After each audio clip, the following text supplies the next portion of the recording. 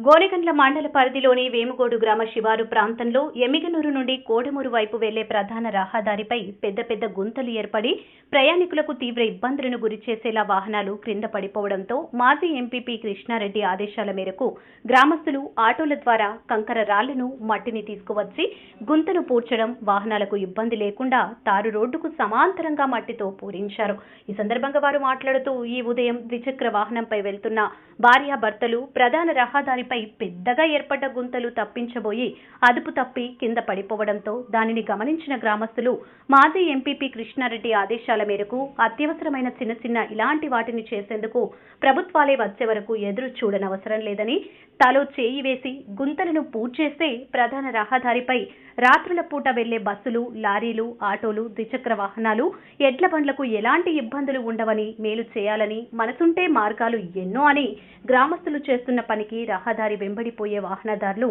ప్రయాణికులు